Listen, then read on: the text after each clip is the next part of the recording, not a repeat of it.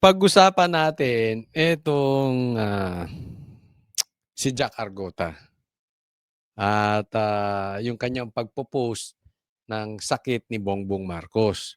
Kaya siya pinatawag ng NBI. Gusto niyo madinig ang totoong kwento? Pakita ko yung text. Standby lang. Standby lang kayo diyan.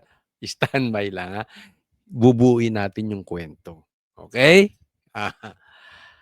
Ay nako. Kasi maraming nagsasabi na pasok lang si Jack Argota sa Banateros, magkakademanda na. Kasalanan daw ng Banateros. Sige. Pag-usapan natin, ha. Ang dami na po, sir. Akala ko, legit eh. Nakasabay na ako. Ang linaw, no? Naintindihan niyo si Jack? Si Sir Jack? Hindi, kaibigan natin yan. Actually, nung gabi, nag-buffet pa kami. Sabi niya, boss, uwi ako ng maaga kasi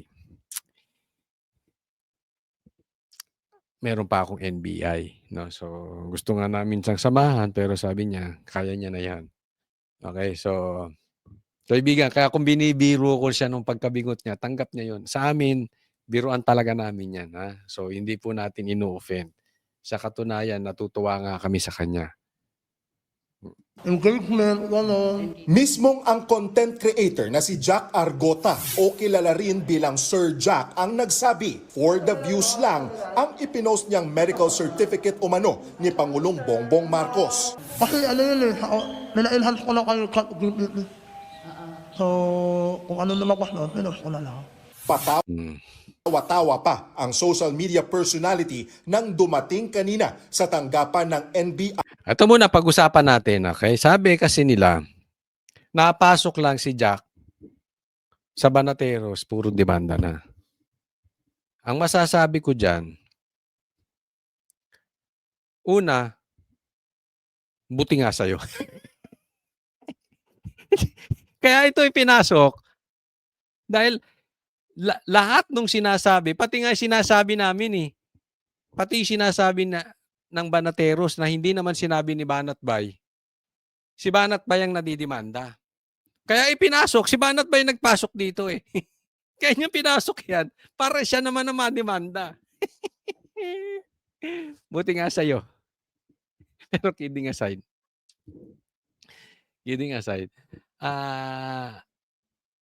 Alam nyo, iba po yung kwento sa media, iba yung katotohanan. Cybercrime Division. Ano lang? Pinasabina ng NBI si Argota dahil sa pagpapakalat ng peking medical records ni PBBM. Ayon kay NBI Director Lito Magno, layo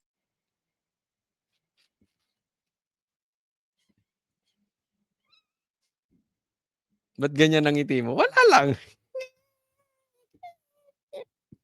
Kasi alam nyo po, basta, hindi ko sasabihin yung alam ko. nito na mabigyan ng pagkakataon na magpaliwanag ang content creator. Ang awa naman ng Diyos, naunawaan ako. Paano ka maunawaan? Kami nga hindi ka namin maunawaan. Pambihira. Kailangan ano muna, 100% sigurado ka. Kailangan gamit na muna ng utak. Yun, eksakto. Ito joke, kaibigan na talaga natin yan. Matalik to si Alam nyo yung marami nagsasabi, buti nga sa'yo, Jack. Pinatawag ka kasi mayabang ka. Ewan ko sa iksing panahon na nakilala ko, isa si Jack doon sa naging kagrupo ko. Marami na rin naman akong grupo dati pa Hindi lang Banateros. Nasikat, pero hindi mayabang. Hindi po mayabang tumama na to. Kung makakasama nyo sa personal, hindi po mayabang. Mas marami pa ngang hindi sikat, wala namang binatbat, sobrang yabang. Hindi ko napapangalanan. Hindi lang to Banateros, marami akong dating kaibigan. Ito hindi mayabang, no? Pero eksakto tong sinabi niya. Tatandaan niyo tong statement na to. Kailangan gamitan mo rin ng utak. Kailangan mong gamitan ng utak. Kaya binabanatan 'to ngayon ng mga kalaban kasi sabi niya, "Kita mo, fake news ka, ganyan." Alam niyo, eto normal 'yan. Pinaglalaruan nito si Bongbong. Hindi niya sinabi o kung sinabi man niya hindi ko aaminin. Basta ang nagsasabi niyan ako, opinyon ko. Pinaglalaruan nito si Bongbong at possibly ang NBI. Bakit? Posible ang NBI at siya may usapan na. Ano lang 'to, standard operating procedure, SOP lang 'to, ginagawa lang namin ang trabaho. Wag ka ng pumalag kasi tutuluyan ka namin. Posibleng nagipit din siya, eh. Anyway, aminin mo na sa media, kunwari fake news kasi yan lang naman ang gustong palabasin ng gobyerno, eh. Na walang sakit si Bongbong, 'di ba? Kasi yung nilabas nilang medical report, peke daw.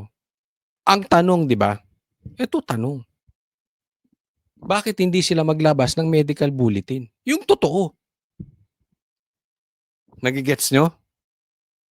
So, kunwari, pinahabol lang sa NBI to si Jack. Tapos, sige na, aminin mo na lang na fake, na fake, na fake. Nakaligtas na sila Bongbong Marcos doon sa totoong sakit. Sa madaling salita, hindi naman sila naglabas ng totoong medical bulletin, eh. 'Di ba?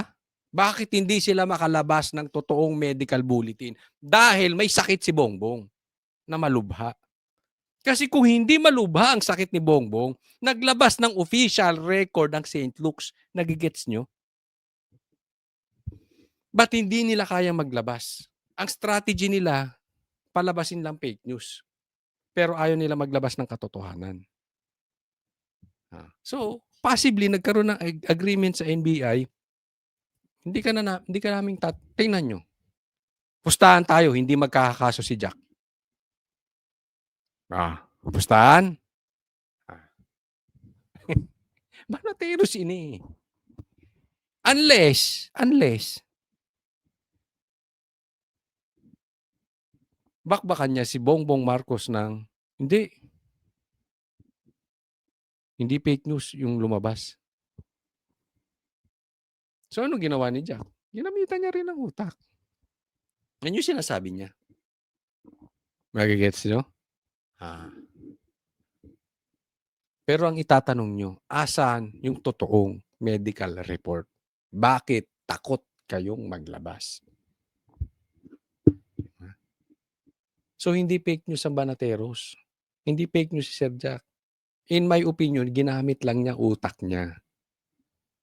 Gigibitin siya, di ba? But it's out on the open. At nandito kami para magsalita on his behalf. Pero opinion ko sinasabi ko, opinion ko. Hindi sa kanya. So, labas siya doon. Nagigets nyo na. Aminado raw si Argota na hindi berepika. Basahin ko nga yung text. Dyan lang kayo. Babasahin natin.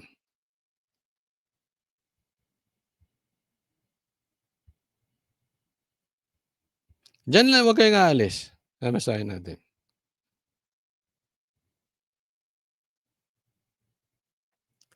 Oh yeah.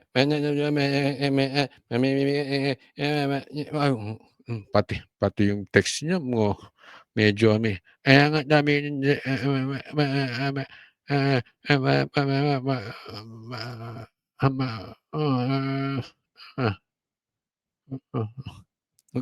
ko rin maintindihan yung text.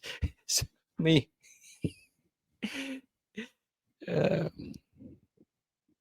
basta ito opinion ko. Read between the lines.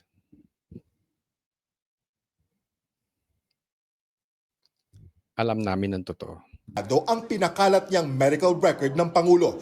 Kahit kabado, handa raw harapin ni Argota ang NBI dahil wala naman daw siyang masamang intensyon. Umamin ang social media personality sa kanyang pagkakamali pero wala daw siyang pinagsisisihan. Kung nakapanaw sila sa akin, alam naman nila na nagpapatawa lang ako eh. Nauna nang sinampahan ng cyber libel complaint ng NBI ang ilang personalidad gaya nina Eric Celis at Jay Sonza. Ito yung sinasabi nila. Banateros, humanda kayo, next na kayo. Kasi sinimulan si Eric, si Jason sa iniisa na. Ito puro taga SME na ito. Diba? Ang SME na kasi hindi bakla. Tandaan nyo, hindi duwag ang SME. Hindi kami pasahod ng mga magnanakaw.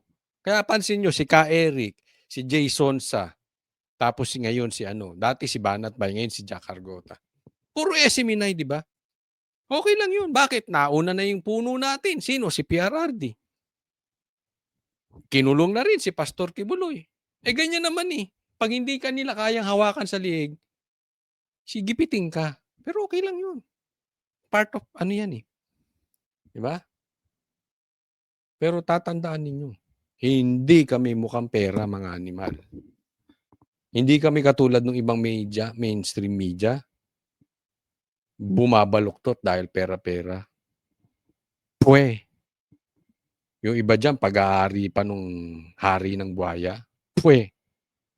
Na itinuro ni Argota na pasimuno raw ng lahat. Paglilinaw ng NBI walang masama sa pagbatiko sa gobyerno o magpahayag ng saloobin sa social media. Pero paalala ng ahensya, dapat nasa lugar pa rin at walang nilalabag na batas. Again, ang basehan Tama naman ang NBI doon. Dapat may facts. Kaya lang, ang tanong ko sa media, sana tinanong nyo na. Sir Jack, bakit hindi nyo tinanong asan yung medical report, yung totoo? Kung may peke, bakit asan ang totoo? Sana nagtanong na ng mainstream media ng ganun. is yung kung ano ang i-share mo. Ang nakalagay po kasi may mga data privacy yan, may unauthorized or alleged fake news. Wala pang formal na kaso kay Argota habang iniimbestigahan pa ito ng NBI. Hindi nakakasuhan yan. Kung meron man, hindi na patungkol dyan. Kasi nga, bakit? Pinaglaruan niya na si Bongbong. Ginamit niya na utak niya. Pusta? Nagsorry na rin ang content creator at inaming nadala lang siya ng emosyon. Mensahe pa ni Argota sa Pangulo. Para kay Marcos, masasabi ko lang sa kanya, kagaling ka, palakas ka, nakusimot na mino mo, huwag ka muna mamamatan. Oo, bakit? Bagamat maraming gusto nang mamatay si Bongbong, tayo naman ayaw natin siya talagang mamatay. Kasi ako sa akin lang personally, ang sa akin, ang buhay ng tao ay nasa kami ng Diyos, wala sa atin. So ako personally, masama man, mabuti, ayaw ko mamatay. Pag gusto na naman ng Diyos mamatay siya, di saka siya mamatay. Di ba? Wala sa akin yun. Pero ang stand ng Banateros patungkol kay Marcos, ayaw din naman niya mamatay. Kasi gusto ng Banateros pagdusahan ni Marcos yung kasalanan niya. Di ba? So yun lang. Nagbabalik Next topic po tayo. Eto, pag-usapan natin na may nadidinig po tayo na Sara at Bam Aquino sa 2028. Uy! Matindi yan. Duterte Aquino? Kung merong Duterte Marcos before, ngayon Duterte Aquino, pag-usapan natin yan. Nakakulong si dating Pangulong Rodrigo Duterte sa The Hague, Netherlands. Posible ring arestuhin ang ayon sa International Criminal Court o ICC ay mga co-perpetrators o kasabwat sa madugong Duterte drug war. Kung si Senator Bam Aquino raw ang tatanungin, kung tutuusin ay dito dapat sa Pilipinas ginagawa ang mga pagilitis sa kanila. Sangayon din naman ako talaga sa sinabi nito si Bam Aquino na hindi dapat tayo hawak sa liig ng ibang bansa.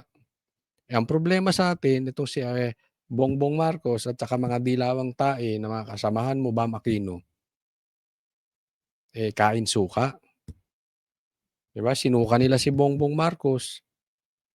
Tapos, hawak sa liig ng Amerikano. Hawak pa sa liig ng ICC, ng ibang bansa. Lalo't nandito rin naman sa bansa ang mga biktima. Maganda raw na dito mangyari ang paghahanap ng hustisya, pero giniit din ni Aquino na nirerespeto niya ang proseso ng ICC. Tumaas naman ang kilay ni dating Senator Antonio Trillanes IV sa sinabi niya ni Senator Bam. Buwelta ni Trillanes, nagbibida-bida ngayon ang senador na may malasakit kuno sa mga biktima ng drug war, pero wala naman daw ginawa nung kasagsagan ng umano'y O yan, eto. Nagbibida-bida raw si Bam Aquino, sabi ni Trillanes.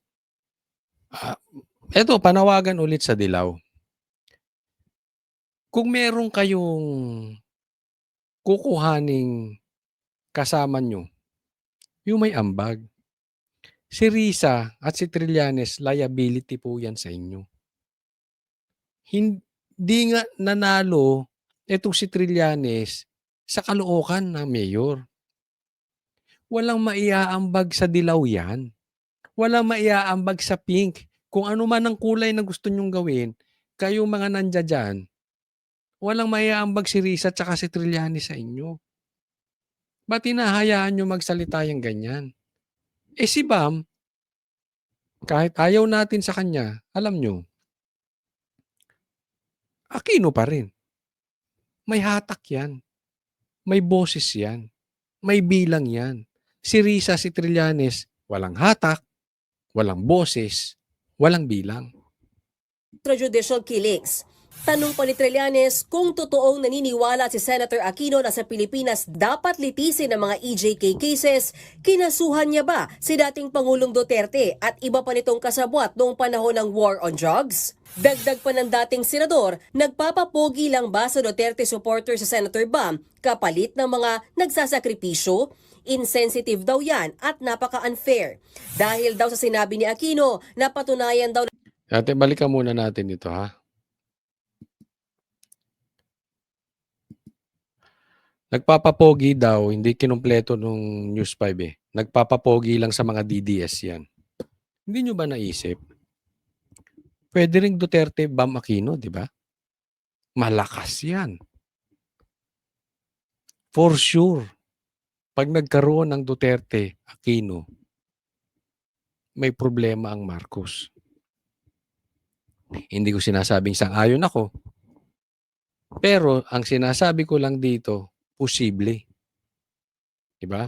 Sa katunayan, ayoko ng Duterte Aquino. Ayoko yan.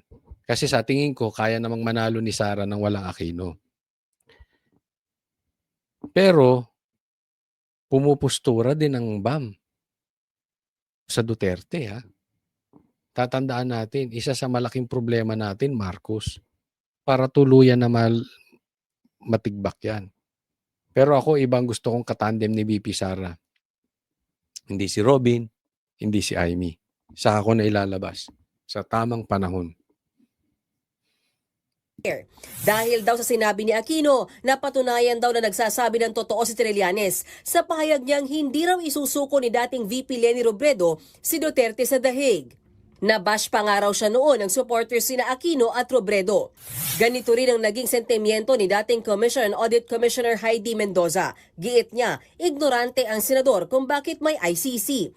Malamang daw, hindi kayang tumaya ng mga biktima ng EJK kung dating Pangulo ng Pilipinas ang kalaban. Masyado raw insensitive ang Alam mo, kita mo, ginugulo kay ni Trillanes. Binabanatan ni Trillanes si Leni. Dahil ayaw daw isuko ni Leni ang PRRD sa ICC. Bakit kayo ginugulo? Ang malakas sa inyo, yung Leni, tsaka BAM. Let's accept it. Hindi si Trillanes, hindi si Heidi Mendoza. Mga walang boses yan. Hindi si Risa Ontiveros. Ilabas nyo sa picture, pagkakakitaan lang kayo ng mga yan. senador. Madali raw sabihin yung ideal, lalo na kung hindi naman daw kasama sa laban. Ilang beses sinubukang kuhanan ng pahayag ng News 5 si Senator Bam Aquino. Sir, could you get your comment kay Senator Trillanes lang? Unfair daw yung sinabi ninyo na dapat dito litisin. We're going to mass. Answer it. We have a statement already. On time, sir. Reaction, sir. We have a statement already. Bakit unfair kung si PRRD dito lilitisin? Una, Pilipino. Pangalawa, dapat dumaan sa due process. Sige, kung gusto nyo padala sa dahig talaga, dapat padaanin muna sa due process sa Pilipinas. Ikinidnap lang, basta-basta, itong si PRRD papuntang dahig. Alam mo, ang problema kay Trillanes, parang gusto niya umikot ang politika, umikot ang ekonomiya doon sa pag-eliminate kay PRRD. Hindi po iikot ang sikmura ng taong bayan. Hindi po magkakatrabaho ang taong bayan. Hindi po gaganda ang ekonomiya natin. Hindi gaganda ang politika natin. Doon lang sa pagpapatalan nyo kay PRRD sa dahig. Ang problema itong si Trillanes, parang masyado siyang kinain nitong kanyang pagpupursu na ipadala si PRRD dyan. Parang wala na siyang buhay. Get a life, Trillanes. Eto, tapating kita, Trillanes. Irrelevant ka na kasi. Kaya mo lang ginagawa to para may silbi ka. Para kampihan ka ng dilaw. Wala ka ng boses. Wala ka ng bilang, Trillanes. Diba? Ginagamit mo ang taong bayan para sa iyong kapakanan. Dahil alam mo, laos ka na. Dahil alam mo, pag nanalo ang Duterte, may problema ka. Yung problema mo yun. Huwag mong idamay ang taong bayan. Huwag kang iyakin. Ha? Yung iyak mo yun. Walang kinalaman sa sikmura ng taong bayan. So, iiyak mo lang yan. Huwag mo na kaming idamay, mga Pilipino. Pakibasa na lang yung statement natin. Pero sa mga oras na ito, wala pang natatanggap na statement mula sa kanyang opisina ang Senate reporters. Si Senator Risa Hontiveros naman, na kaalyado ng senador, suportado ang kaso sa ICC. Hahayaan na lang daw niya na si Aquino ang magpaliwanag ng kanyang sarili. Masasabi ko lang ay para sa aking sarili na kaya ko sinusuportahan yung pinag-uusapang posibilidad na bumalik ang Pilipinas bilang miyembro ng International Criminal Court o bilang signatory muli ng Rome Protocol. Kaya ko mula sa panahon ni na Kian de los Santos, si Kulot, si Carl at iba pang mga EJK victims, sinusuportahan yung panawagan ng kanilang mga naulilang pamilya. Isipin mo yan, no? Si Trillanes, para maging relevant, si PRRD pinag-iinitan. Ito naman, parang ang ginagahasa niya si Kian de los Santos. Ginawa niya ng palabigasan yun para siya maging relevant. Ang lupit ng konsensya ng ali na to, no? Ayaw niyang patahimikin yung patay. Kunwari, pinaglalaban niya. Grabe konsensya. Mga naulilang pamilya. Bagamat hindi pa raw niya nababasa ang post si Trillanes laban kay Senator Bam, itinuturing daw ni Hontiveros na kaalyado ng oposisyon ang dating senador. I do consider him an ally and a friend, kaya binibilang ko siya at kanyang partidong Magdalo sa hanay ng oposisyon. Sabihin mo, dalawa kayong kikita dyan. Kasi dalawa kayong walang boses, dalawa kayong walang impluensya, dalawa kayong walang maiaambag sa dilaw, pero pag nakapasok ka at pinasok ka niya, parehas kayong kikita. Siyempre, bawat eleksyon may kita yan. Huwag nga tayong maglokohan. Anong ambag nyo sa dilaw? Wala. Wala kayong followers. Hello. Babanatan nyo pa sila, Bam. Ang baba na nga ng followers nyo, at sila na nga yung natitirang may followers kahit papaano, itong Lenny tsaka si Bam, ginaganyan nyo pa. Sa ngayon, nakafocus daw ang oposisyon sa reformation. Nagbabalita mula sa Ay, nako. Nako, buong Pilipinas nagdiriwang. Habang ang mga dilawang tae ninenervyos, nag-iiyakan na naman ng mga animal. Ay, sa mga dilawan dito, masasaktan po kayo, promise. Kaya kung kayo nanonood dito kay Coach Oli, kayong mga dilawan, kayong mga pinklawan, lumayas kayo dito. Kayong mga kain suka, tatamaan talaga kayo dito. Kasi talagang nataranta sila dito kay BP Sara. So pag-usapan natin. Eto. Ako si Sara Duterte,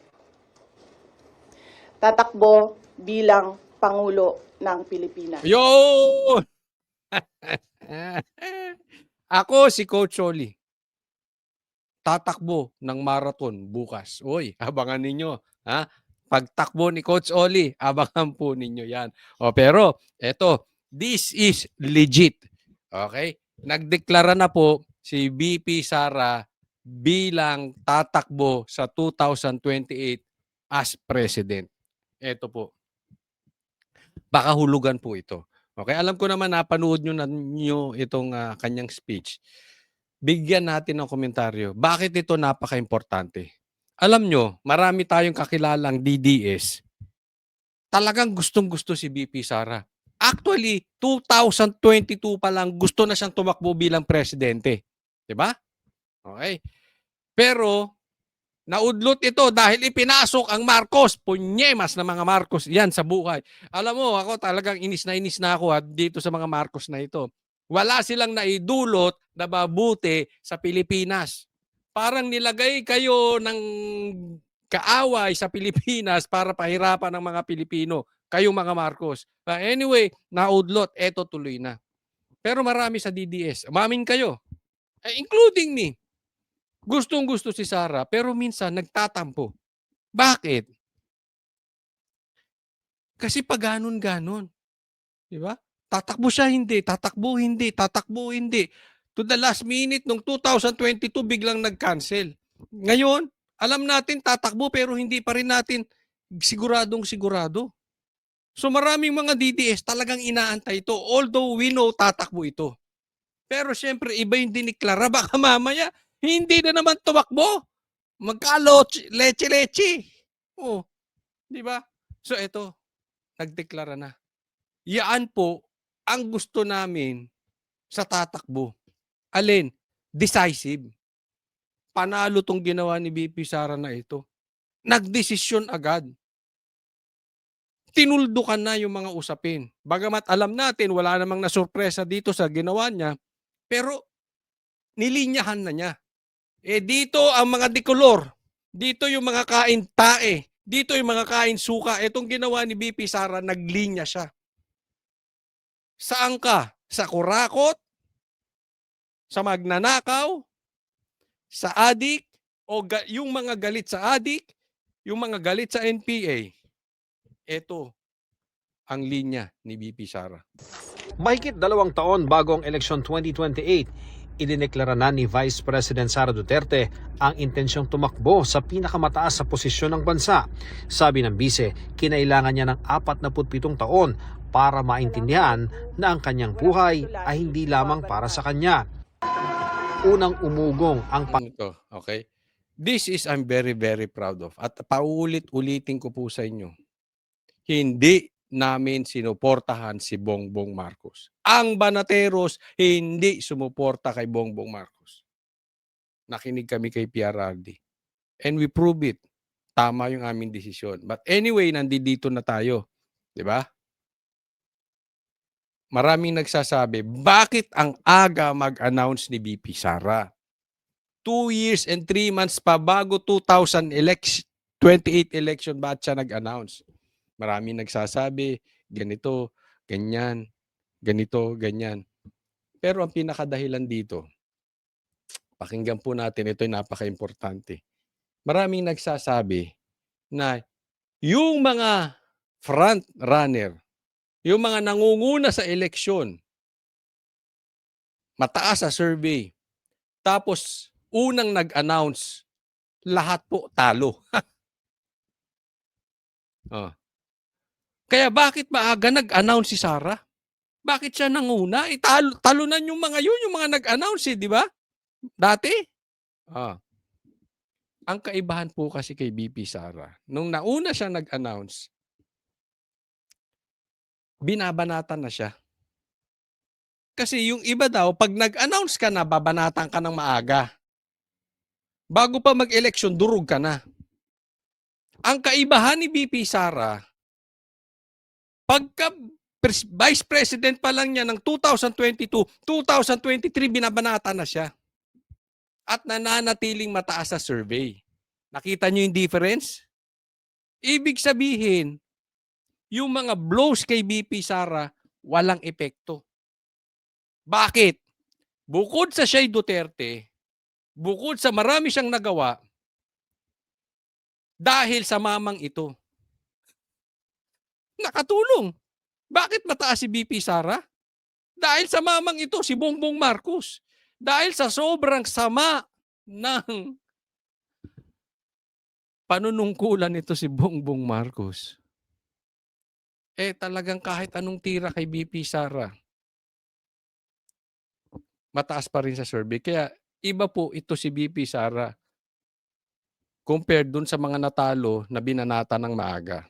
Pangalan ni Inday Sara sa isang presidential race noong 2022, bagaman tumakbo lang sa pagkabise ni Pangulong Bongbong Marcos. Ang pakikipagtambalan niya kay Marcos, hiningi niya ng paumanhin ngayon. Mga kababayan, humihingi ako ng paumanhin. Patawad kung tinulungan ko mahalal si BBM bilang Pangulo ng ating bansa. Yon, masakit yan. Tinulungan niya. Humingi siya ng tawad dahil tinulungan niya si Bongbong Marcos maging Pangulo. Hiniling niya sa taong bayan, Claire, wag mong iibahin yun. Hindi sinabi ni Sara na siya ang nagpanalo kay Bongbong. Ang sinabi ni Sara, dahil tinulungan niya si Bongbong. Okay? Claire, maliwanag yun, wag kang fake news. Pero, katanga mo na lang. Kung hindi mo alam na ang talagang nagpanalo kay Bongbong si Sara. Hindi nga nanalo kay Leni yan eh. Tandaan nyo ha, Vice President, hindi nanalo kay Leni yan si Bongbong. Ayaw na ng tao sa Pilipino sa mga Marcos. Nabuhay lang naman ulit siyang Marcos dahil sa Duterte eh. Kaya matibay itong pagsabi niya ng humihingi ako ng tawad sa inyo. Alam niyo po, pinapatawad na namin ikaw, Sara. Kaming hindi sumuporta kay Bongbong. At doon sa mga sumusuporta, patawarin nyo na rin si BP Sara. Pero, pangalawa niya na to. Alam nyo kung saan siya unang humingi ng tawad? Noong anniversary ng KOJC. Noong siege na sinugod ng 5,000 pulis ang KOJC. Yung binaboy nila ang reliyon ng KOJC nitong mga lintik na mga pulis na ito. Etong mga pulis na ito na nambaboy. Ito sa pangunguna ni Torre. May mga hindi pa nga pulis, pinagsuot ng pulis. Yun ang nakakaasar. Inamin nito ni Torre, pinagsuot niya ng pulis, hindi pulis. Bawal po yun. Nung pumasok si BP Sara doon sa siege, nagalit si Torre. Bakit? Humingi siya ng paumanhin sa KOJC at kay Pastor Kibuloy. Dahil hiningi niya na suportahan si Bongbong Marcos. Doon pa lang, na-realize niya na mali yung ginawa niya. Pero ngayon, inulit niya. Ipinaliwanag ng bise ang umano'y mitsa ng lamat sa pagitan niya at ng dating katandem sa unit team. Sa unang mga buwan ng aming mga termino, nakita ko na ang kawalan ng katapatan ni Bongbong Marcos Jr. sa mga pangakong binitawan noong kampanya. Hindi ka kasi nakinig sa Banateros. Si PRRD nakikinig sa Banateros. But seriously, nakita niya na ang pagka-fake news ni Bongbong. Doon siya nagka-problema. Diba? Pero kita na natin yun, matagal na. But anyway, hindi po 'to para sisihin si Sarah. Ito po ay para linawin na tayo ay hindi mabubudol ulit ng isa na namang Marcos. Na hindi tayo mabubudol ulit ng mga walang silbing politiko. Huwag po natin titingnan yung apelyido. Tingnan ninyo yung nagawa. Ano ba ang nagawa ni Bongbong Marcos? Wala! Kung kayo ay matinang, kahit itaas pa ang kamay niya ni PRRD yan si Bongbong, hindi kayo matitinag. Bakit? Nakatingin kayo sa ginawa ni Bongbong. Nakikita niyo po yung alam naman natin walang nagawa. Di ba? So, huwag na tayong magpapabudol. Pakiusap lang po, huwag na tayong papabudol ulit sa Marcos. Pati na sa kanyang sinumpaang tungkulin para sa bayan. June 2024 nang magbitiw si Duterte bilang kalihim ng Department of Education o DepEd. Dahil hindi ko kinaya na maging bahagi ng 2025 national budget na tadtad ng katiwalian. Yan, teka muna. Putulin natin dyan. Hindi niya kinaya yung tad-tad na pagnanakaw. Ganun na lang, simplihin na natin. Diretsahan na natin. Yung katarantaduhan dyan sa 2025 budget, hindi niya kinaya. Panawagan natin, kayong nakinabang dyan sa 2025 budget, kayong mga pumirma, kayong mga animal kayo, kayong mga magnanakaw dyan sa 2025 budget, kayo, nakinunsinti nyo yan, lintik na 2025 budget na yan, kilabutan kayo. Magsalita na kayong isa-isa. Hindi po pwedeng tahimik ka ngayon. Tanga ka ba? Pasensya na, galit ako ngayon eh. Kaya nga gustong-gusto ko itong nagdeklara na si BP Sara. Hindi ka pwedeng tahimik ngayon. Sa panahon ngayon, it's either you are pro-addict or you're anti-addict. Pag nanahimik ka, you are pro-addict. Ganyan kasimple yun. Pinili kong umalis sa kabinete. Kahit alam ko na mula pa noong 2023 na ang magiging kapalit ay ang aking impeachment. At dahil sa ambag umano sa panalo ng Pangulo, Nangangayayat ka, nakadayet ka ba? inihingi rin ng tawad ng Vice Presidente ang mahal na bilihin, kawalan umano ng Alam nyo kung bakit tumataas ang bilihin? Di ba? Bakit? Sa mga smuggled, animal kayo. Pati bigas smuggled. O, di ba? Sinabi ni Saldi ko yan? Yung pamilya nito mga Marcos. Kasabwat sa smuggling. Saan ka nakakita? Asukal. Tumaas ang presyo. Di ba? Asukal, sibuyas, bigas at the get-go kasi simula pa lang ng administrasyon ni Bongbong Marcos, bira. Pati sibuyas tumaas, anak ng teteng. seguridad sa pagkain, kapos na kita, hindi umano epektibong healthcare, kawalan umano ng independent foreign policy at korupsyon. Patawad. Kung hanggang ngayon ay marami pa ring Pilipino ang nalulunod sa baha ng dahil sa malawakang korupsyon. Claire, maraming nalulunod dahil sa magnanakaw. Claire, madaming nalulunod dahil sa magnanakaw. Idinidiin lang natin yan. Hindi lang si Claire. Tito Soto. Pinky Lacson.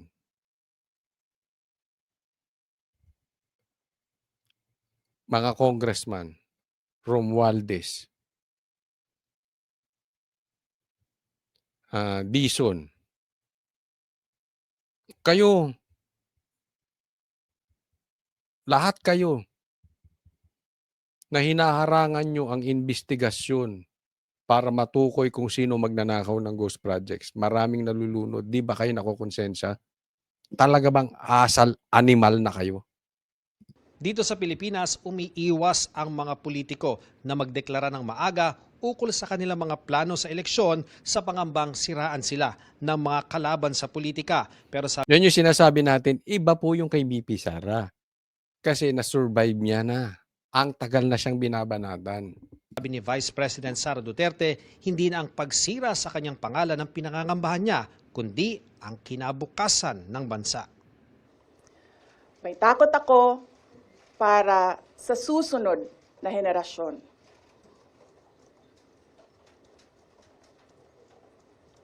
May takot ako para sa mga kababayan nating walang bahay sa ibang bansa.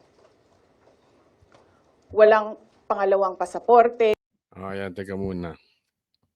Kayo mga matatapang na gusto makipaggera sa makipaggera sa China. Saka kayo magtapang-tapangan kung hindi dalawa passport nyo. Saka kayo magtapang-tapangan na lumaban sa gera sa China kung kayo ang makikipaglaban. Ang problema sa karamihan sa inyo, mga keyboard warriors, mga animal. Sabi nga ni Robin, wala kayong mga tira. Bakit? Dalawa passport nyo. May bahay kayo sa ibang bansa.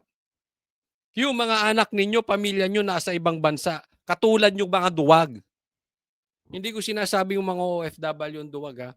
Etong mga opisyal natin na hamon ng gera sa China dahil yung pamilya nila nasa ibang bansa. Dahil dalawa ang passport. Dahil hindi naman makikipaglaban. Bakit? Pag nagkagera, lipad lang sila. Sinong kawawa? Tayo. Na walang bahay sa ibang bansa. Kaya mga baklayang mga animal na yan. Bakla kayo. Sinasabi ko na sa inyo, kayo mga, ang tatapang nyo sa China. Dalawa naman passport mo.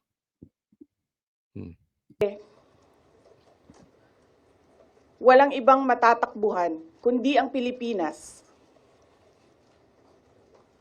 Kahit ito'y patuloy na nalulugmok sa kahirapan. Hindi raw siya makakaluhod at makakahingi ng tawad sa bawat isa.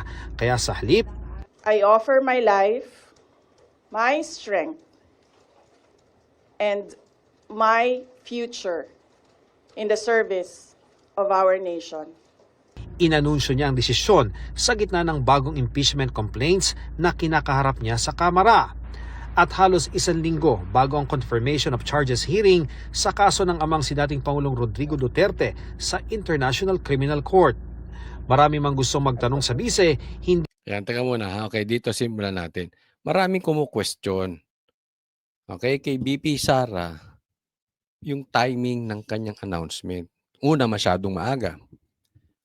Pangalawa, ang sabi, dahil yung impeachment niya tatakbo na, tapos yung kay PRRD, next week na rin. So parehas next week.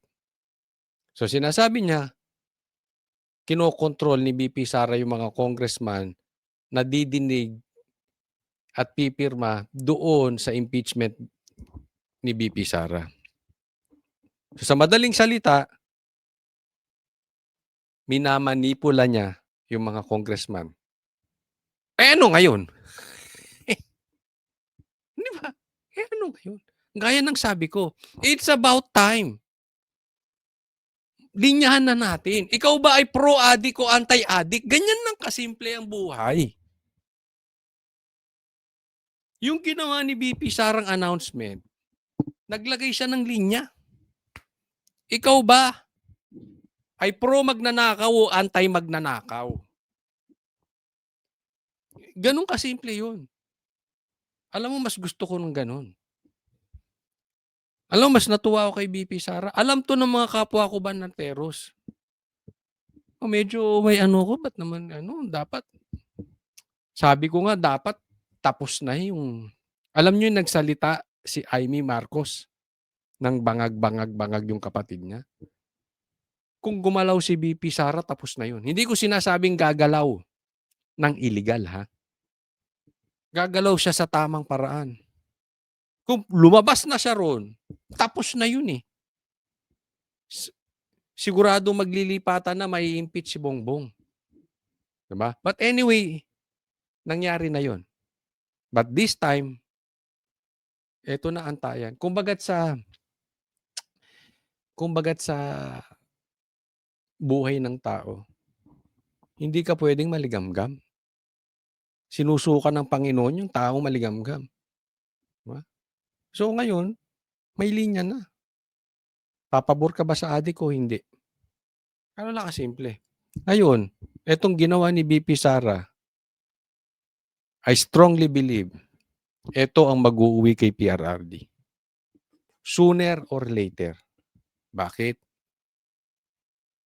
Bukod doon sa impeachment ni BP Sara, yung political maneuvering, maraming lilipat at will disagree yung pagpapadala kay PRRD sa ICC. Simula na po ito. Tagumpay ito, iuwi na si PRRD. Yang pagdeklara niya, yan po ang pag-uwi kay PRRD. Gaya ni Bam Aquino, mamaya pag-usapan natin, hindi siya pabor na dyan elitis si PRRD sa ICC. Pero mamaya natin pag-uusapan yan. Okay? Duterte sa International Criminal Court. Marami mang gustong magtanong sa bise, hindi mo na yan pinaunlakan kasunod ng anunsyo. First question. Next time na ang question. Okay. Thank you. Okay. Morning. Iniwan ko kay JC yung Buti, kabuuan ng huwag ka nang sumagot. Para sa GMA Integrated News, Ian Cruz nakatutok. 24 oras. Pero ito, Tugon naman ng Malacanang. Mas maraming isyong dapat ihingi ng tawad si Pakinggan Vice nito. President Sara Duterte. Pinayuhan din ito ang publiko na suriin kung ang iboboto sa 2028 ay Manchurian candidate o puppet ng dayuhan. Maikli naman ang mismong reaksyon ng Pangulo. Nakatutok si Ivan Mayrina. Good luck. Ito ang maiksing sagot na Malacanang nang hinga ng reaksyon sa pagdeklara ni Vice President Sara Duterte. Natatakbo siya sa pagkapangulo sa 2028. Yan din daw mismo ang sabi ng Pangulo nang marinig ang plano ng bise. Can you describe to us how he said that? Ito po ba ay may good luck po kasi na sincere, may good luck na sarcastic? Kapag po kasi nagsasabi si Pangulo ng good luck, nakangiti naman siya eh. good luck. So, kung sarcastic to o hindi ko masasabi. Kung anong Ano, dito, nabalik natin dito. Good luck sa pagdeklara ni BP Sara na tatakbong 2028 as president. Yun lang ang nasabi ni Bongbong Marcos. Good luck. Alam nyo ibig sabihin nun? Duwag si Bongbong Marcos. Duwag. Talagang takbuhin talaga si Bongbong Marcos. Takbuhin. Parang sinabi niya, sige, ang sabihin mo lang doon sa sinabi ni BP Sara na sabi ko, good luck. Tapos ikaw nang bahala, Claire. Animal, tumago na naman sa palda ni itong si Bongbong, tumago na naman sa palda ni Claire.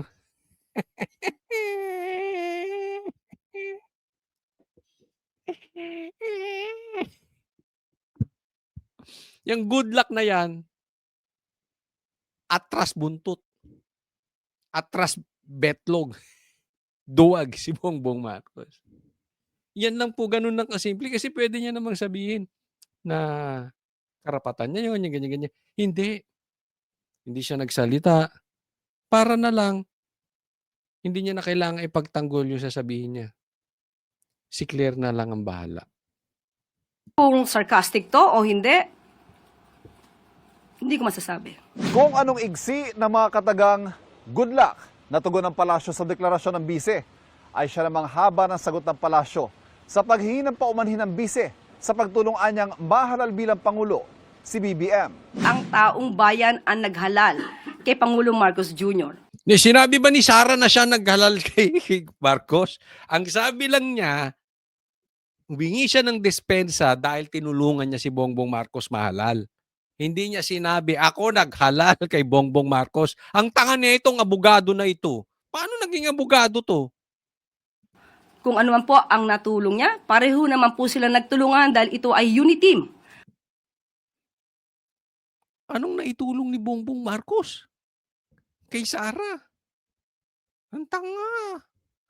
Hindi nga siya nanalo bilang Vice President kay Lenny.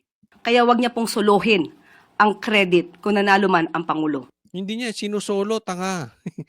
Katanga kasi. Hindi niya sinusolo. Humingi siya ng dispensa doon sa mga taong nagtiwala. Ito konteksto niyan, Claire, para maintindihan mo. Maraming ayaw kay Bongbong Marcos. Una, dahil addict siya. Alam naman to ng buong Pilipinas. Pangalawa, anak siya ng diktador. Alam din to ng buong Pilipinas. Kaya nga sabi ko, hindi siya nanalo kay Lenny. Diba? Humingi siya ng dispensa dahil maraming ayaw kay Bongbong Marcos. Katulad naming Banateros at katulad ng iba. Tapos, ang difference lang ng Banateros, hindi kami sumang-ayon na iboto si Bongbong Marcos. Pero maraming ayaw kay Bongbong Marcos, ibinoto siya because of Sara Duterte. Yun ang konteksto nun.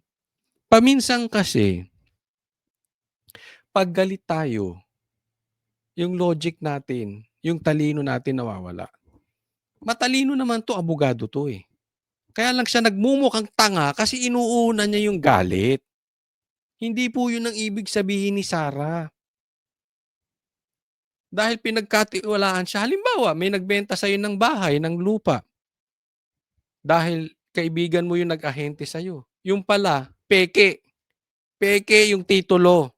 Siyempre, hihingi ka ng dispensa doon sa binagbentahan mo. Ganyan din nangyari kay Sara. Peke. Peke yung presidente. Oh, pero hindi niya sinasabi na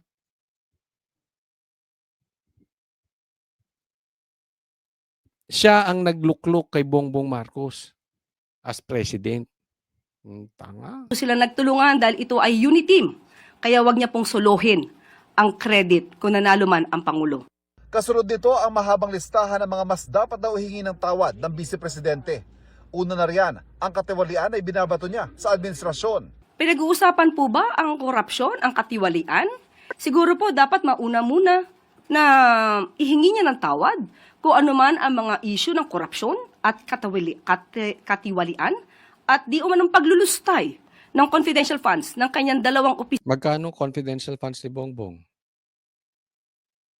opisina at the time, OVP at ng DepEd.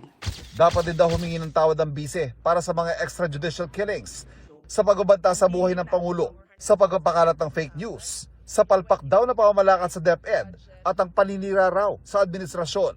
Sinagot din ng palasyo ang mga banat ng bise na lubog sa bahang bansa, bagay na nangyari rin naman daw nung panahon ng kanyang ama.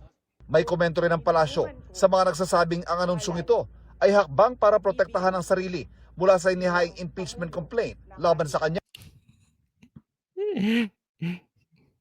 Hindi po basta-basta ito dapat mahadlangan ng anumang pagreklamo laban sa kanya.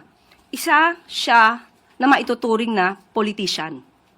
Politician na ang iniisip ay ang susunod na eleksyon. Ang iniisip ay yung pansarili. Tanga. Sorry. Siya pa ang tinawag, parang sinasabi niya si Sara Trapo. Hindi. Bulag ka ba talaga? Yung amo mo, wala nang ginawa simula 2022. Officially, 2023. Wala nang ginawa kung hindi bakbakan si Sara. Di ba? Ngayon nag-declare, siya pa yung politician. Siya pa yung parang tinatawag niyong Trapo. Pina-impeach nyo nga last year eh. Tapos inuulit nyo pa ngayon. No. Interes. Ngayong may deklarado ng kandidato sa pagkapangulo sa 2028 na pag-uusapan kung sino magiging manok ng administrasyon at kung handa ba silang makipag-alyansa sa ibang mga partido para lumaban kay VP Sara. Hindi pa raw yan ang pag-uusapan sa ngayon ayon sa palasyo. Pero ngayon pa lang, may panawagan na sa pagpili ng iboboto sa 2028. Depende na po sa tao kung paano nilang susuriin ang mga kandidato. Isipin po nila ang kandidato at magiging leader ay dapat na makabayan. Dapat interes ng bayan ang sinusulong. Makabayan. Hindi yun si Bongbong. Makadroga yun eh. Dapat interest ng bayan ang sinusulong o hindi rin si Bongbong yun. Kasi droga ay sinusulong nun. Ano pa? At maging cautious tayo, maging mapanuri kung isang Manchurian candidate ba ang maiboboto nyo. Ang Manchurian candidate, katagang Manchurian. sumikat sa libro at mga pelikula bilang Manchurian. tawag sa isang politiko na may agendang mapaminsala sa kanyang sariling bansa dahil pasikretong kinokontrol at nagsisilbing puppet ng isang kalabang bansa. Para sa GMA Hindi yun. Hindi yun si Bongbong Marcos. Kasi si Bongbong Marcos, Manchurian candidate. Puppet. Bakit? Hawak sa liig ng Amerikano. May tatanggi ba niya yan? Sinabi niya hindi niya papasukin ng EDCA pero pinapasok niya ang EDCA. Bakit? Alam naman natin, napakadaming na-freeze na account ni Bongbong Marcos sa Amerika. Marami pa yung hindi nababayaran doon.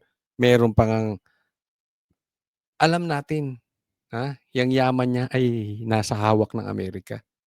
Kaya hawak yan sa leeg ng Amerika. Duterte ba hawak ng Amerika sa leeg? Hindi. Doon tayo sa realistic, Claire. Tingnan ninyo yung amo ninyo. Yung amo mo, tuta ng Amerika. Integrated News, Ivan Mayrina nakatutok, 24 oras. Tingin naman ng ilang mga mambabatas, kalkulado ang timing ng anunsyo ng bise para mapigilan ang pag-usad ng kinakaharap niyang mga impeachment complaint. Ano ngayon? Nakatutok si Mariz Umali. Para sa Makabayan Block, ang anunsyo ng pagtakbo sa pagkapangulo ni Ang daming mga NPA kinabahan bigla. Hindi siya. Baka sabihin nyo siya yung sinatukoyan ko. Hindi siya. Yung mga pabor sa mga namumundok, yung mga pabor sa NPA, yung mga pabor sa komunista, ninervyos ang mga animal. Hindi siya. Yung mga dilawan, nakaw. Nag-meeting na yan. Siguro, ano na nangyari? Ano na gagawin natin? Pambira. Ito na, nagdeklara na. Lalong tataas pa. Aasahan ninyo. Mataas na trust rating kay Sara. Mataas na sa survey. Lalo pang tataas yan. May problema sila ngayon. Bakit? Hindi na nila maawakan sa leeg yung mga congressman. Natatakbo sa 2028. Lalo na yung gusto sa national position. Diba? Kasi kita nila tumaas na si Sara sa survey eh. Malilintikan sila pag dumikit sila. Bakit kanyo? Yung ginawa ni Sara will intact more. Yung dati ng malakas na DDS. Yung dating madami ng DDS, dadami pa. So kaya nga ang usapin ngayon, pro-addict ka ba o anti-addict ka lang? Pag nag-pro-addict itong mga congressman, lagot sila sa 2028. Dahil sigurado namang, kung hindi nila mapapatay si Sara, sigurado magiging presidente si Sara. Ano ngayon sila? Nga. Patay. Yung mga NPA, kinabahan ngayon. Yung mga dilawang tayo, kinabahan na. Vice President Sara Duterte sa eleksyon 2028. Taktika raw para mapigilan ang pag-usad ng impeachment case laban sa kanya. Malinaw na kalkulado yung timing ng announcement bago isa lang at lumarga yung impeachment. Totoo man o hindi, wala ka na doon.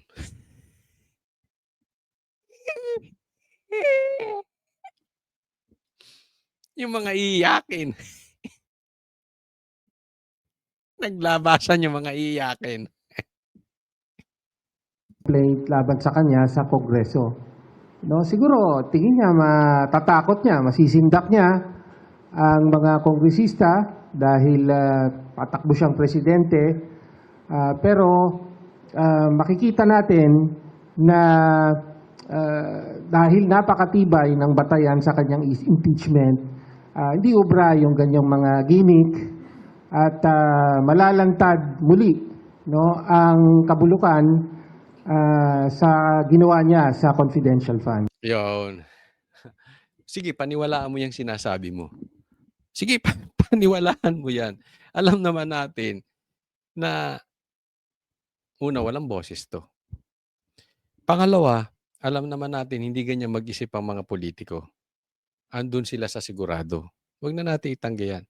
Pangatlo, alam naman natin walang ebidensya yung mga ibinibintang nyo. So, nagsasalita lang siya to convince the people, pero wala siyang nakukonvince. Ganito yun. Ha? Halimbawa, itong mama na to, sinabi niya, alam nyo naman, ako ay bagong ligo. At ako ay pogi. So kahit sabihin mo na ikaw ay naliligo araw-araw, kahit sabihin mo na sabihin pogi ka, walang maniniwala sa'yo, animal. Wala. Niloloko nyo lang yung mga dilawang tae at saka yung mga NPA. Pero in reality, sa likod ng isip nila, tanga, hindi ka talaga pogi. Pero para na lang hindi magmukhang maganda si Sarah, sabihin ko na lang pogi ka. Nakukuha niyo po yung analogy? Ganyan ang ginagawa nitong mga dilawan. They are just pretending na totoo yung sinasabi nila pero walang epekto. Wala. In short, walang bilang. Ito yung attempt nila para i-reframe yung narrative na lahat ng nangyayari ay dahil sa takbo siyang presidente. May 3 impeachment complaint na hawak na ngayon. Ang tanggapan ni Yari yung mga child abuser.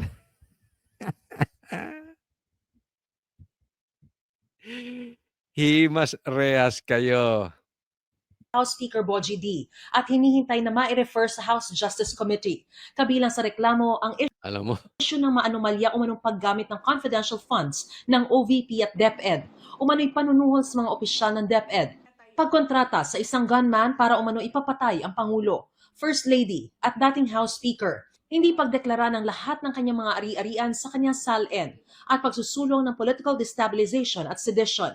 Bagamat naniniwalang hindi makakaapekto sa paggulong ng reklamo ang anunsyo ng Vice Presidente, naniniwala si Senior Deputy Minority Leader Lawrence Defensor na may epekto ito sa pagpapasya ng mga mambabatas sa kahihinatnan na reklamo. I can tell you that it may affect how the voting will come out. Mabuti din para sa kanya, para malaman niya kung sino talaga ang mga kakampi niya at kung sino ang hindi niya mga kakampi. Yun yung sinasabi ko sa inyo. It's about time na malaman natin sino ang pro-addict at sino yung anti-addict. Advantage for her right now, especially that the impeachment complaints will be referred to the Committee on Justice. Kaya hamon ni Gabriela Party List Representative Sara Elago sa mga kapwa mambabatas, ipakita nila yung kanilang pagiging tapat dun sa sinumpaang tungkulin na magsilbi sa interes ng taong bayan at hindi yung mga pansariling interes. Sabi naman ni ML Party List Representative Laila De Lima, hindi na siya nagulat sa anunsyo ng Vice Presidente. Pero dapat ay panagutan daw muna niya ang mga paratang sa kanya. Karapatan naman niyang magdeklara kahit napakaaga. Tulad ng karapatan din ng mga Pilipino na singilin siya sa mga seryosong aligasyon ng katiwalian at paglabag sa batas na panawagan na po natin noong 2024 pa. Mas magandang harapin at sagutin muna niya ang mga ito bago ang ambisyon na maging Pangulo ng Pilipinas. Karapatan niya na magdeklara, tatakbong presidente, karapatan din ng Pilipino daw na singilin si Sara sa kanyang mali at karapatan mo rin, Laila De Lima, na magkaroon ng driver. I-enjoy mo ang driver. I-enjoy mo ang driver. Kasi, baka babalik ka sa kulungan. Baka lang naman, hindi naman ako nagsasabi niyan. Oo. Syempre, pag naupo yan si Sara, kung talaga may sala ka, at kaya ka lang napakawalan para kampihan mo yung adik, pag naupo yan, yun talagang kasalanan mo, kailangan mong panagutan. So ako, masasabi ko lang, enjoy mo na yung freedom mo. Kainin mo na yung gusto mong kainin. Yung mahahabang buffet. Yan, yung mahahabang buffet. Kainin mo na. Tapos, kumuha ka ng poging driver. Nang sa ganun, makapasyal ka. Pasyal ka ng pasyal. Kasi pagka nakakulong ka na, hindi ka makakapasyal. So, kumuha ka. Pero siyempre, masarap yung driver na pogi. At saka may sarap din yung may driver ka, 'di ba? Para hindi ikaw nagda-drive. So kuha ka ng poging driver, siyempre para presentable naman pag namasyal ka, yung nakaalalay sa iyo. Enjoy life. While you can. Pero may hirit si Senior Deputy Minority Leader Representative Edgar Erice.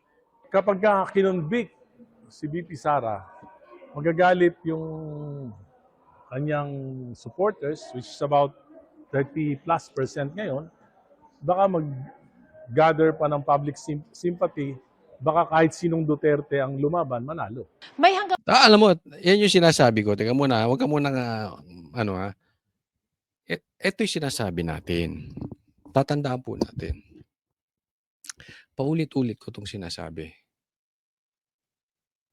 Pilit nilang pinapatanggal si Sara. Alam mo, ang problema talaga, si Bongbong. Una, inutil na leader. Pangalawa, yung korupsyon, hinayaan niya or kasali siya sa korupsyon. So, hindi lang ito dahil malakas ang Duterte. Yes, partly malakas talaga ang Duterte.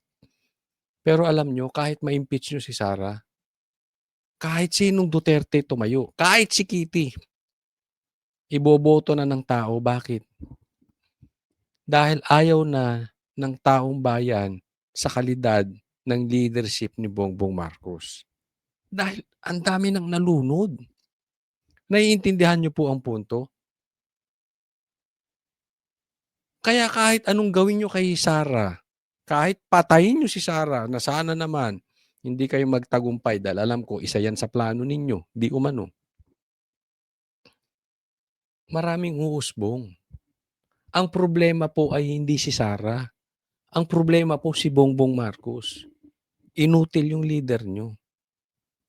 Baka kahit sinong Duterte ang lumaban, manalo. May hanggang March 2 si House Speaker Bogie D. para maisama sa order of business ng House Plenary ang mga impeachment complaints laban kay Vice President Sara Duterte. Pagtitiyak naman ni Defensor, walang magiging delay sa pag-refer nito sa House Committee on Justice bilang patunay na walang magiging bias ang Committee on Rules.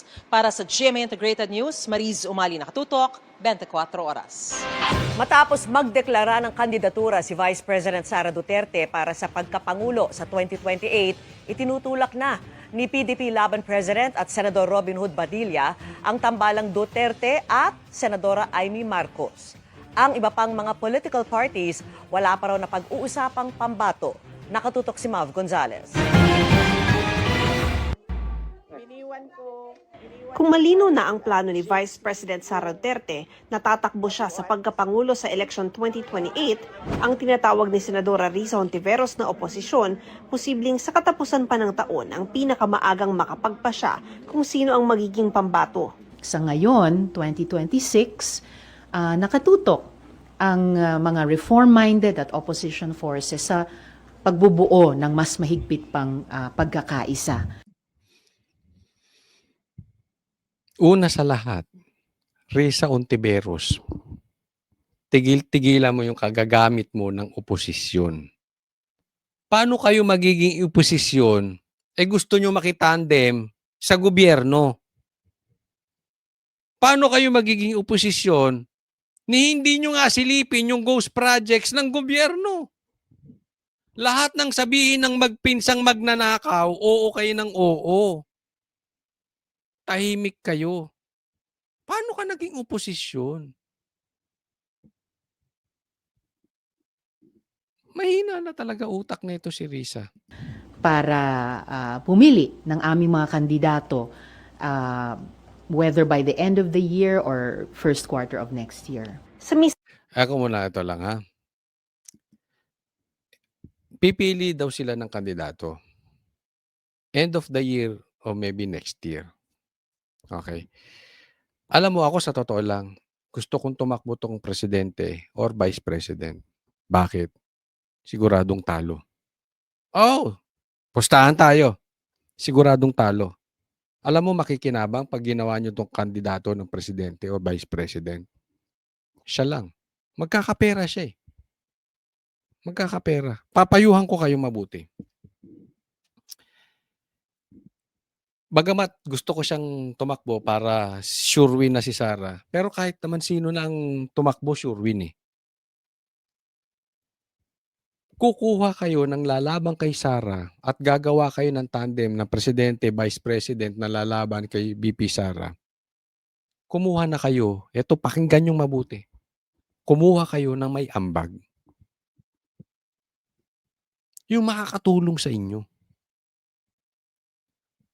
Mga brad, walang ambag to si Risa. Makinig kayo, dilawan. Walang maiaambag sa inyo si Risa. Walang boto na maitutulak si Risa sa inyo.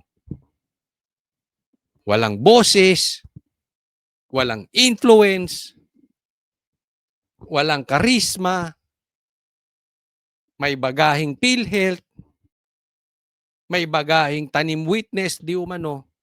In short, liability to si Risa.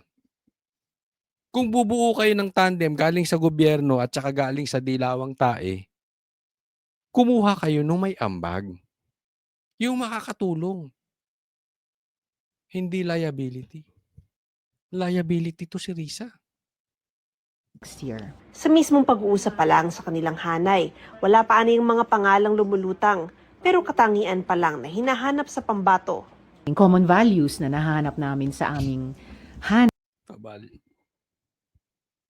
Pabalyos-balyos pa ang animal. No? Yung pagnanais para sa anti-corruption and good governance. Alam mo, nagdeklara si Sara, no? Tapos nakaitim siya. Nagsasalita siya, nakaitim din siya. Grabe mag-apply to na maging standard bearer ng dilawang tae. Di ba? Pumupostura na si Risa. Pagkakakitaan lang kayo niyan. Yung pag-grow at pag-share ng bunga ng ating mas malakas na ekonomiya, isang tunay na pagkakaisa. Ang magiging manok naman ng administrasyon at posibleng alyansa sa ibang mga partido para lumaban kay VP Sara, hindi pa rin napag-uusapan ngayon sa palasyo. Wala pa rin paghahanda para sa 2028 elections ang national. Dito, mayaman ka na.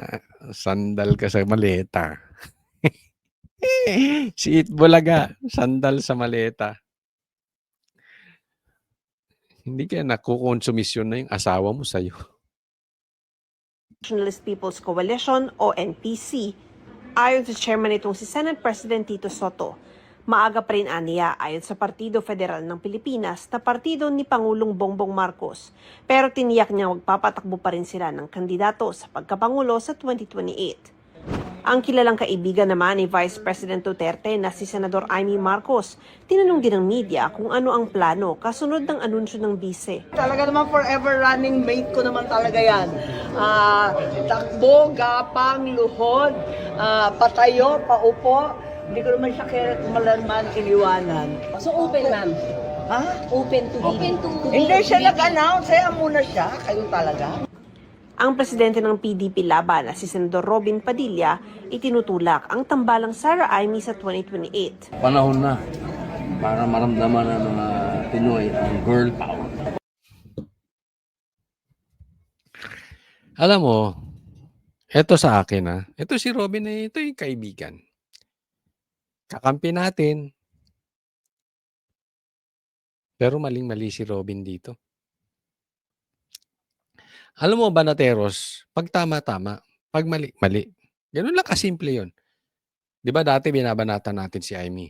Pero nung may maganda siyang ginagawa, pinupuri din rin yung tama niyang ginagawa. Ito si Robin, kahit kakampi natin, Ibabanatan din natin, mali itong ginasabi mo. Robin, maawa ka sa Pilipinas. Yang ipinaglalaban mong girl power. Tapos ang kapalit, Marcos. Nagkaloko-loko na tayo. I mean, humingi na ng dispensa si Sara dahil pinagkatiwalaan niya ang Marcos. And here you are suggesting na maging kapartner niya another Marcos. Hindi na ba kayo magsasawa sa panloloko sa Pilipino? Hindi na ba kayo magsasawa na naliligaw niyo ang Pilipino? Kung hindi niyo man niloloko, naliligaw dahil sa inyo. Sir Robin naman, tigilan niyo na yung mga ganyan. 'Di ba? Ako po'y believe sa inyo tayo kay kakampi, tayo Duterte. Pero wag naman Marcos na. 6 na taon na masasayang natin dahil sa Marcos. Dahil sa pag-girl power, bakit kailangan natin ng girl power? Hindi ko po sinasabing masama ang girl power. Ang punto natin dito, it's not about the girl power, man power, boy power. Hindi yung power. Ang importante dito, may power. Ay, puro tayo power. Importante rito. Makaahon tayo. Another Marcos. At the end of the day, kapatid pa rin yan. Dugo pa rin yan. Robin naman eh. Huwag ka nang dumagdag doon sa panlilinlang. Hindi ko sinasabing nililinlang mo ang taong bayan. Pero nililinlang ng Marcos ang Pilipinas eh. Naliligaw ang Pilipinas dahil sa Marcos. Huwag ka nang kasangkapan. Pagka umiikot ako sa ibang bansa, yung lagi sinasabi ko, gusto ko talaga Sara ay reconciliation ako. Pero ang 2028 ayaw pang pag-usapan ng ibang senador. Huwag muna natin pag-usapan yung politika po sa ngayon. Trabaho muna tayo. Ako wala pa. Trabaho muna ako ngayon. 2 years pa. Medyo mahaba pa ang panahon. So ako nakafocus lang sa trabaho. Para sa GMA Integrated Ay nako, hanggang dyan na lang po muna tayo. Maraming salamat sa mga nanood at especially yung mga nanonood simula't simula hanggang sa matapos. Sana masubaybayan ninyo, mapanood ninyo buong buo ang ating mga vlogs at nanunumbalik tayo. Kaya huwag pong kakalimutan, i-like po itong video na ito. At sa mga hindi pa po subscribe po kayo. Maraming salamat po. God bless everyone.